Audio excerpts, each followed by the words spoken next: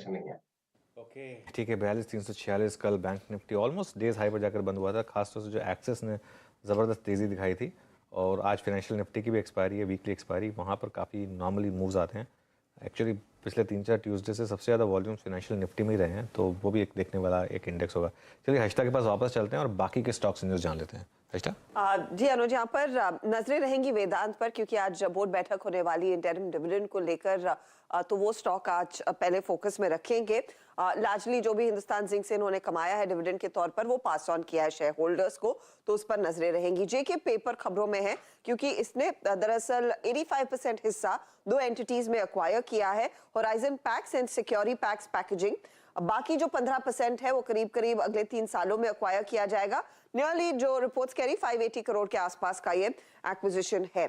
अब इन 2 कंपनियों की खासियत यही है कि ये जो कॉरुगेटेड पैकेजिंग मैन्युफैक्चरर्स में लार्जेस्ट प्लेयर्स है, 7 मैन्युफैक्चरिंग यूनिट्स है दोनों की मिलकर, तो वहां पर कंपनी को स्केल करने का मौका मिलेगा।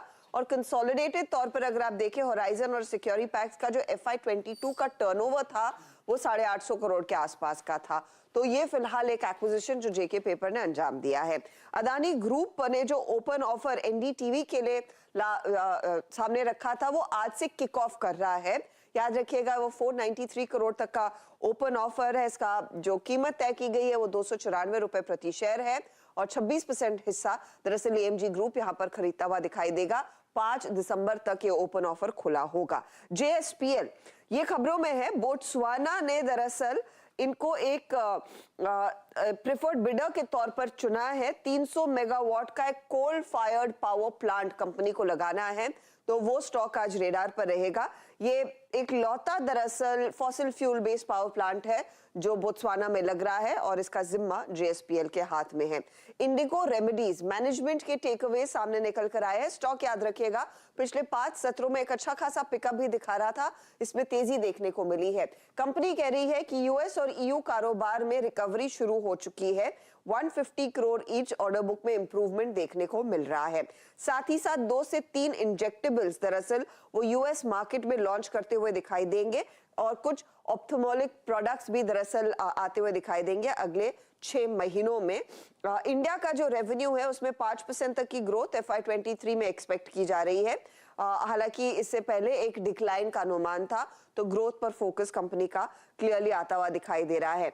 कंपनी अगले 5 सालों में करीब 5000 करोड़ तक के बिजनेस पर बैठी होगी। ये फिलहाल कुछ की टेकअवेज इन्वेस्टमेंट मीट के बाद सामने निकल कर आए हैं। जुबिलेंट फूड की तरफ से भी एक अपडेट है। दरअसल इनकी सब्सिडरी के जरिए कंपनी नेपाल में अब स्टोर्स खोलने की तैयारी कर रही है। याद रखिएगा, डोमिनोज के stores under Jubilant food Bangladesh, Sri Lanka में वैसे भी काम कर रहे हैं, तो अब नेपाल के मार्केट में भी इनकी एंट्री हो रही है। रूट मोबाइल की तरफ से भी अपडेट आया है। रूट मोबाइल दरअसल GCC कंट्रीज में अपनी जो भूमिका है वो और भी मजबूत करती दिखाई दे रही है।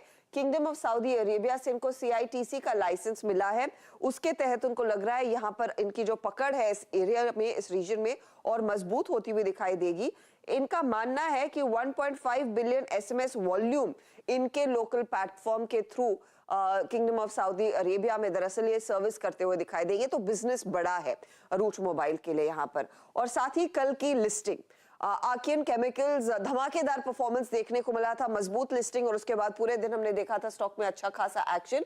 यहाँ पर अपडेट आया है कि क्वांट मनी मैनेजर्स ने करीब 6.5 लाख शेयर खरीदे हैं 452 रुपए प्रति शेयर के भाव पर, और स्टॉक 458 पर जाकर कल टिका था। लिस्टिंग से याद आया, आज एक लिस्टिंग